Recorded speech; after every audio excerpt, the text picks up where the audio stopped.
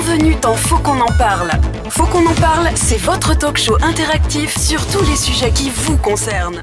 Dans le sommaire, nous avons tous besoin de valoriser notre potentiel, souvent pour améliorer notre vie. Nous sommes tous confrontés à des problèmes, des contraintes. On a tendance à toujours broyer du noir. Comment aborder au mieux nos soucis, Sabrina ? Alors, c'est très intéressant. La démarche de développement personnel nous invite à découvrir comment l'on fonctionne, comment donner le meilleur de nous-mêmes. Et lorsqu'on découvre que chaque individu, pour par exemple s'inspirer des thérapies cognitives et comportementales, fonctionne sur 3 processus. On a le processus cognitif, c'est-à-dire la pensée. Il y a nos pensées qui fonctionnent. On a tout ce qui va être les émotions internes, donc ce que l'on ressent, et les comportements externes, c'est-à-dire ce que l'on fait, ce que l'on dit, ce que l'on écrit, etc.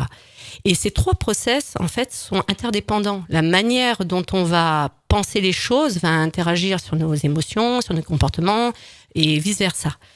Et donc, comment permettre de sortir d'un disque vicieux négatif pour le rendre vertueux de manière positive et constructive?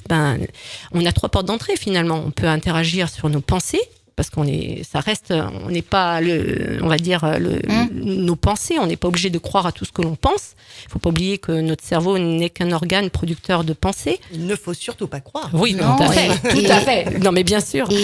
Sauf si le système de croyance est positif et constructif. Ouais. On peut se créer un système de croyance dedans.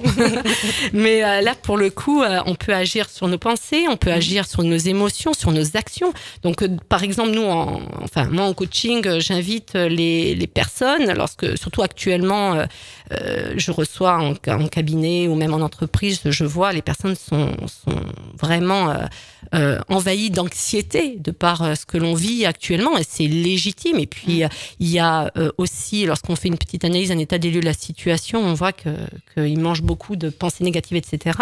Donc ce que je propose dans les actions concrètement, il y a plusieurs choses. La méditation pleine conscience, j'ai entendu là, oui. Tu pourras en parler un peu plus longuement, Pascal.